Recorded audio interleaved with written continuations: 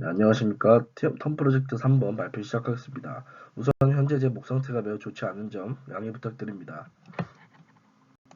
네, 목 차이고요. 첫 번째로 포토리소그래피 공정 과정에 대해 설명드리겠습니다. 포토 공정은 반도체 8대 공정 중 하나입니다. 포토 공정은 매우 정밀한 회로를 직접 반도체 웨이퍼에 그리는 과정이므로 매우 중요한 부분이라고 할 수 있습니다. 포토 공정을 크게 나눠보자면 웨이퍼 세정, 웨이퍼 표면 준비, 감광층 코팅, 소프트 베이크, 노광, 포스트 베이크, 현상, 하드 베이크로 나눌 수 있습니다.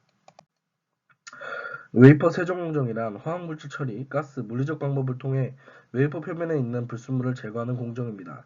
매우 미세한 공정을 다루는 반도체 공정의 경우 웨이퍼 표면 입자, 금속, 유기물, 자연산화막 등 미량의 불순물도 패턴 결함, 전기적 특성 저하 등 반도체 제품의 수율과 신뢰성에 부정적 영향을 줄 수 있습니다.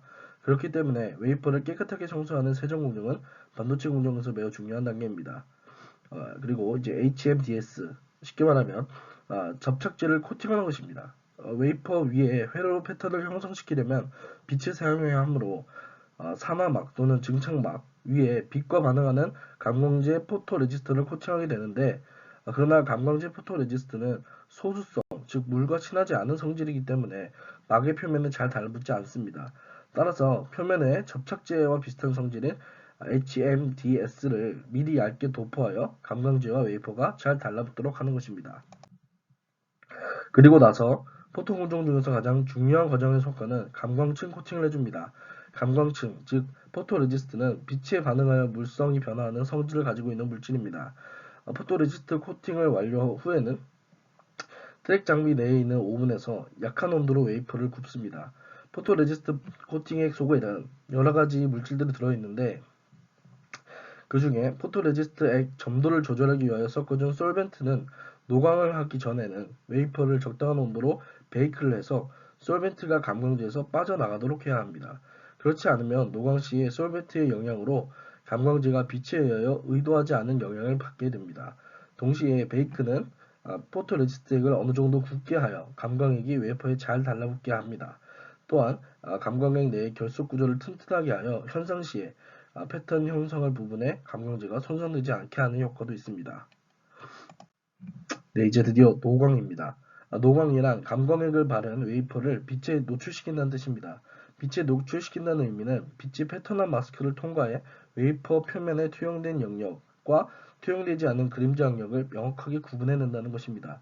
이때 사용하는 빛은 일정한 광원의 파장을 사용하는데, 얼마나 짧은 파장을 적용할 수 있느냐에 의해서 칩 내의 트랜지스터 집적도가 결정됩니다. 웨이퍼당 생산할 칩 수가 결정이 되므로 노광은 반도체 전 공정 중 핵심이라 할 수 있습니다.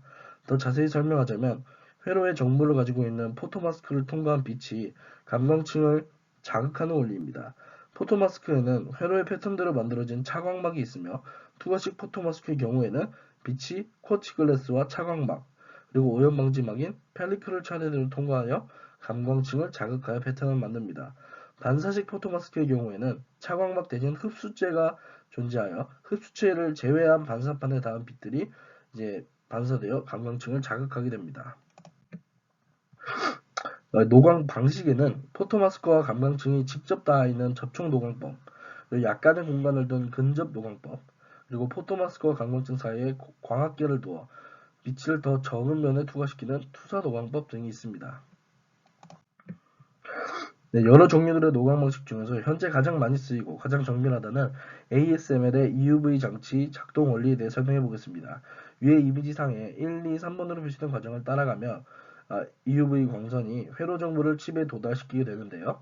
1번 과정은 주석이라는 물질을 이용하여 극자외선을 발생시키는 과정이며, 2번 과정은 회로 정보를 극자외선에 부여하는 단계, 3번 과정은 웨이퍼에 EUV가 도달하면서 회로를 새기는 단계입니다.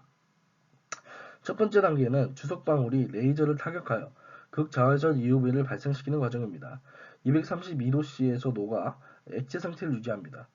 녹여서 이제 액체 방울 상태인 주석에 CO2 레이저를 1차 타격하여 주석방울이 마치 렌즈 모양으로 납작하게 펴지게 됩니다.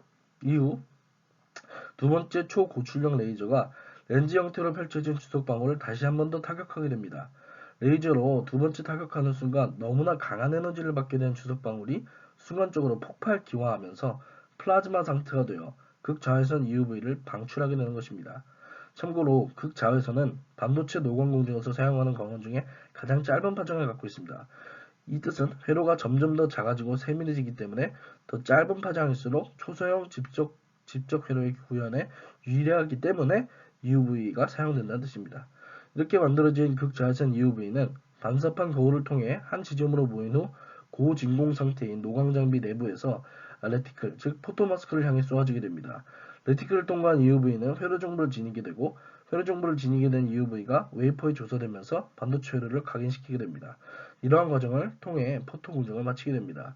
즉 극자외선을 만들어주고 이를 진공 상태 공간에서 반사판 거울들에 의하여 반사되면서 한 지점으로 모이고 이 반사형 포토마스크를 통과하게 되면서 감광층으로 덮인 웨이퍼를 노광한다는 것입니다. 이리 노광된 웨이퍼는 포지티브 또는 네거티브 포토레지스트에 따라 남거나 사라지는 현상 과정을 거치게 됩니다. 이제 웨이퍼에는 원하는 회로 패턴이 그려진 것입니다. 이제 이걸 크게 두 가지로 나뉘는데 빛을 받으면 물성이 붕괴되어 용해에게 잘 용해되는 포지티브 포토레지스트와 빛을 받으면 물성이 더 단단해져서 용해에게 녹지 않는 네거티브 포토레지스트입니다.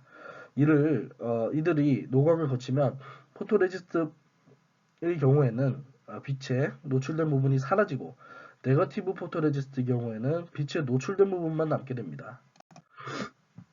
네, 이제 A를 보면 150 마이크로미터의 높이와 20 마이크로미터의 선폭을 가진다고 되어 있습니다. 포토리소그래피 공정에서 강광층의 평균 두께는 일반적으로 1에서 6 마이크로미터 범위에 있다고 합니다. 따라서 높이를 보았을 때 이는 매우 두꺼운 강광층 두께를 가진다고 할 수 있습니다. 두꺼운 강광층을 가질 시 노광 시간이나 굴절 등에 의해 차마 빛이 닿지 않는 언디벨롭 구간이 생길 수 있습니다. 그리고 이는 빛이 닿지 않는 부분이 남기는 빛의 닿은 부분이 남는 네거티브 포토레지스트에는 잘 일어나지 않지만 빛을 받은 부분이 쓸려나가는 포지티브 포토레지스트에는 충분히 생길 수 있습니다. 이렇게 되면 에칭 공정에서 산화물을 깎으려 할 때 쓸려나가지 않은 강광층 때문에 진행이 불가능하게 됩니다. 물론 그렇다고 네거티브 포토레지스트가 꼭 좋은 것도 아닙니다.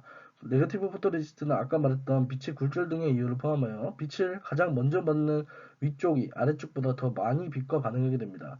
이렇게 되면 역 피라미드 모양처럼 아래가 좁고 위가 넓은 불안정한 형태를 띠게 되어 구조가 넘어지는 등의 문제가 생길 수 있습니다. 그렇지만 현재 조건 하에서는 에스펙트 레이시오 7.5의 비교적 작은 비율이고 그렇기 때문에 150 마이크로나 되는 높이의 강광층을 포지티브 포토레지스트로 하는 것보다는 훨씬 불량률을 낮춘다고 할 수 있습니다. 네거티브 포토레지스트의 역 피라미드화는 빠른 노광으로 빛에 의한 반응 시간을 최소화해주는 것이 도움이 되고 또 이제 A의 조건은 EUV 장치를 쓸 만큼 미세한 회로도 아니기 때문에 근접식 노광으로 선택하였습니다. 그래서 이제 정리하자면 웨이퍼 세정, 웨이퍼 표면 준비, 그리고 네거티브 강광증 코팅, 소프트 베이크, 근접식 노광, 포스트 베이크, 현상 하드 베이크를 차례대로 진행하면 150 마이크로미터의 높이와 20 마이크로미터의 선폭을 가지는 PR 몰딩을 얻을 수 있을 것입니다. 이제 B를 보게 되면 20 마이크로미터의 높이와 20 나노미터의 선폭을 가지도록 되어 있습니다. 이는 아까보다 높이는 확연히 줄었고 에스펙트 레이시오가 1000이나 됨을 알 수 있습니다. 에스펙트 레이시오가 1000이나 되기 때문에 위쪽과 아래쪽의 폭의 차이가 나는 네거티브 포토레지스트의 넘어짐 위험도는 아까보다 훨씬 올라가기 때문에 포지티브 포토레지스트가 보다 합리적인 선택입니다. 20나노미터 수준으로 회로가 미세해졌기 때문에 근접 노광보다는 이제 EUV 장치를 통해 노광하는 것으로 선택했습니다. 이렇게 되면 이제 웨이퍼 세정, 웨이퍼 표면 준비, 포지티브 강광진 코팅, 소프트 베이크, 그리고 EUV 노광, 포스트 베이크, 현상, 하드 베이크를 차례대로 진행하면 20 마이크로미터의 높이와 20 나노미터의 선폭을 가지는 팻 게이트를 얻을 수 있을 거라 생각합니다. 이상으로 발표 마치도록 하겠습니다. 감사합니다.